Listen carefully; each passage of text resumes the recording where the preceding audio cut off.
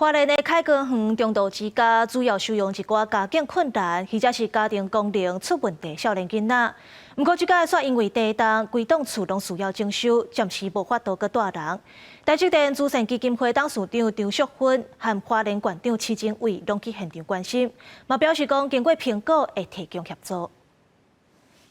目前这个空间哦，就是伫即届大地震当中受损真严重的花莲凯歌园少年中度之家。现场咱会当看到，这个天棚顶悬的轻钢架也是拢落倒来，甚至上伫咧面床面顶哦。而且有的所在伊的壁嘛是拢有裂开的情形，规片是绿苍苍。中度之家因即嘛是表示讲非常需要外界的一寡资源。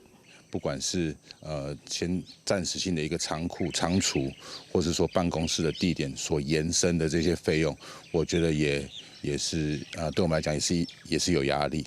那本身的建筑的受损，我们需要一些时间，还有需要一些大家的支持，去完成这样子的一个整修。 凯歌园少年中度之家主要收容全国社会局处甲地方法院介绍到的需要安置的青少年，这些拢是家境困难、家庭功能欠缺的囡仔。因表示目前的损失需要开偌济来征收，要真歹算出来，而且要征收嘛，着爱甲物件拢搬出去。若真需要钱，上无嘛着爱20-30平的空间，比如货柜也是组合厝顶顶来做仓库，才通放这大型家具。拜二下晡，台积电慈善基金会董事长张淑芬甲花莲县长市政委做伙来到现场关心。当然，第一是很难受了，那我们会尽办法的替他们解决一些基本上的问题，所以应该会的。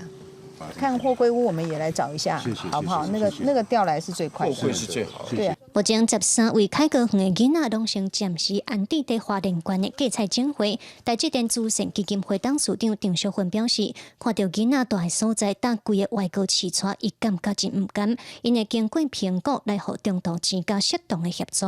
原来县长市政委嘛答应讲，会来找公看敢有适合的空间，通互凯歌园使用。记者卢尚如、郑俊佑华联报道。